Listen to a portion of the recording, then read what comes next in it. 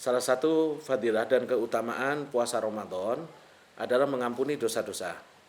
Lalu bagaimana dengan orang yang minum khamar? Nah, pada pertanyaan yang lalu kami sudah jawab bahwa Ramadan itu otomatis mengampuni dosa-dosa kecil. Sementara dosa besar itu tidak otomatis. Nah, khamar itu termasuk dosa besar. Dijuluki sebagai ummul khaba'ith, induknya keburukan.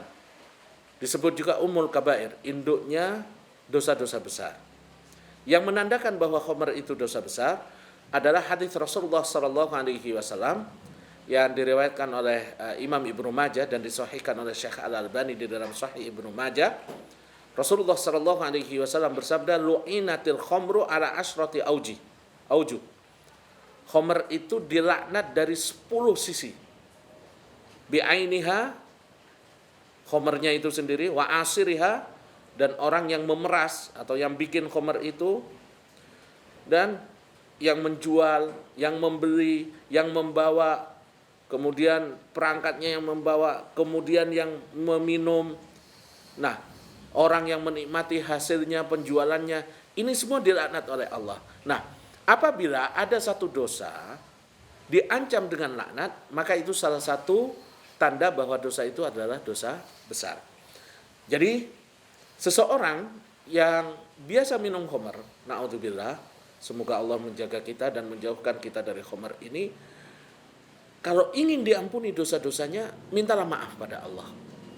Dan Allah Subhanahu wa taala Maha Pengampun.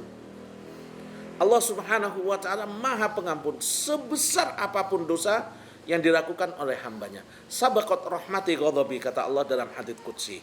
Sesungguhnya ampunanku akan mendahului murkaku. Jadi laknat dan ancaman-ancaman tadi itu semua kalah daripada rahmat dan kasih sayang Allah. Ampunan Allah akan mendahului ancaman-ancamannya. Maka jangan pernah putus asa Bapak Ibu yang kita diuji dengan minum khamar ini. Jangan pernah putus asa untuk selalu kembali kepada Allah. Langsung taubat pada Allah, tinggalkan. Nah, Allah Subhanahu wa taala juga Maha Pengampun. Allah Subhanahu wa taala selama kita bertaubat, Allah akan membawa ampunan kepada kita. Nah, dalam minum khamr ini, dalam pertanyaan ini, kita perlu hati-hati. Ada perbedaan antara mereka yang terfitnah dengan minum khamar, tapi dia masih punya keyakinan bahwa khamar itu haram. Jadi seperti orang yang berzina, orang mencuri, dia sadar kalau mencuri itu dilarang. Dia sadar kalau khamar itu dilarang. Dia sadar bahwa zina itu dilarang. Tapi dia nggak bisa mengendalikan dirinya. Lingkungan memaksa dia untuk terjerumus ke dalam dosa-dosa itu. Seseorang, kadang dia orang yang berumur dengan dosa. Tapi dia punya hati kecil yang selalu terikat dengan Allah Subhanahu wa taala. Dia sadar bahwa dia ahli maksiat. Dia sadar bahwa hari-harinya, menit-menitnya, detik-detiknya banyak diisi dengan kemaksiatan. Tapi hati kecilnya selalu menangis, menyesali. Ini seorang mukmin yang punya keimanan kepada Allah. Artinya dia berbuat dosa, tapi dia penuh keyakinan bahwa itu perbuatan dosa, salah.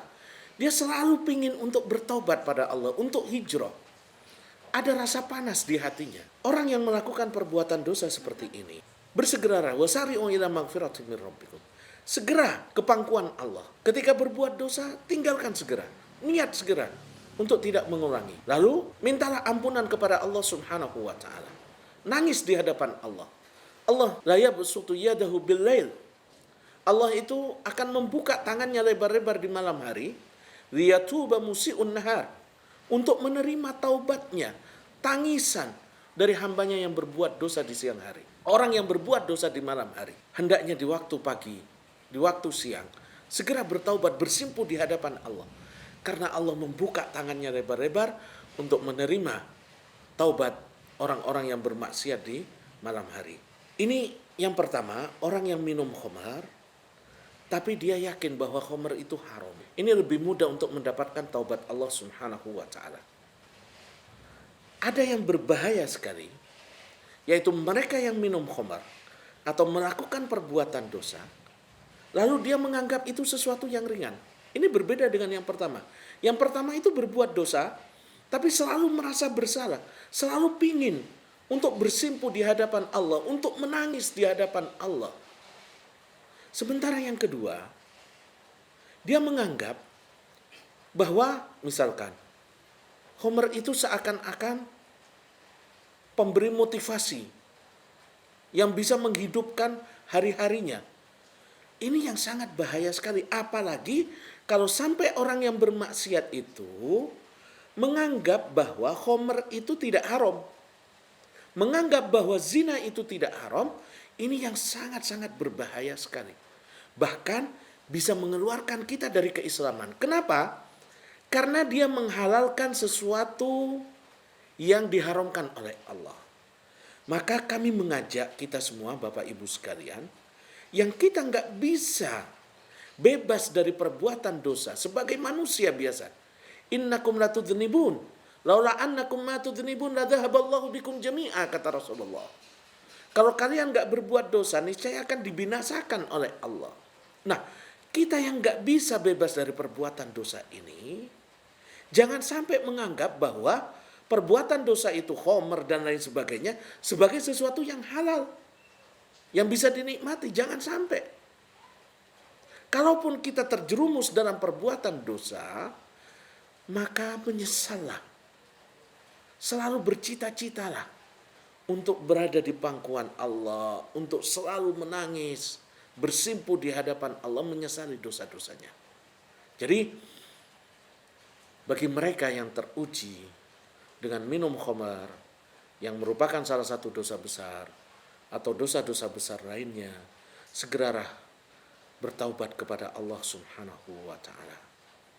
Bagaimana kalau sudah bertaubat, meninggalkan, menyesali, punya niat yang kuat untuk tidak mengulangi, ternyata satu saat terjerumus lagi, segera bertaubat lagi. Dalam hadis yang diriwayatkan oleh Imam Tirmidzi dengan sanad yang hasan, Allah Subhanahu wa ta'ala menyatakan ada seorang hamba yang berbuat dosa, lalu kemudian datang kepada Allah meminta ampunan. Allah menyatakan, lihatlah hambaku. Dia tahu siksa Allah itu berat, pedih. Tapi dia punya keyakinan, keimanan bahwa dia memiliki Allah sebagai Tuhan yang maha mengampuni. Maka dia meminta ampunan dan aku ampuni. Tidak lama kemudian berbuat dosa lagi. Bersimpuh lagi di hadapan Allah. Menangisi dosa-dosanya. Panas hatinya. Merasa gak nyaman hidupnya. Lalu dia bertaubat lagi. Allah mengatakan, lihat kepada hambaku. Dia sadar bahwa siksa Allah itu berat, pedih. Tapi dia juga yakin bahwa Tuhannya Allah Maha Pengampun. Dia meminta ampunan dan aku ampuni. Ketiga kalinya dia terjerumus lagi ke dalam dosa. Tapi dia tetap yakin bahwa Allah Maha Pengampun. Maka dia bersimpuh kembali di hadapan Allah. Allah mengatakan, lihatlah kepada hambaku. Dia sadar siksaku amat pedih. Tapi dia juga yakin bahwa ampunan Allah itu sangat luas. Maka saksikanlah, aku telah mengampuni dosa-dosanya wala ubali bihi, dan aku tidak memperdulikannya. Inilah seorang mukmin. Seorang mukmin bukan seorang yang tidak berbuat dosa. Tapi seorang mukmin adalah yang apabila berbuat dosa, dia bersegera menangisi dosa-dosanya. Dia bersegera bersimpuh di hadapan Allah. Wasari'u ila maghfiratin min rabbikum wa jannatin arduhas samawati wal ardh. Segeralah kalian ke dalam ampunan Allah dan ke surga yang luasnya seluas bumi dan langit. Bersegeralah kita yang selalu diuji dengan dosa untuk bersimpuh di hadapan Allah, menangisi dosa-dosa kita, meminta ampunan atas dosa dan kesalahan yang kita lakukan. Dan jangan pernah menganggap dosa itu sebagai sesuatu yang halal. Kita harus selalu menyesali perbuatan-perbuatan dosa tersebut.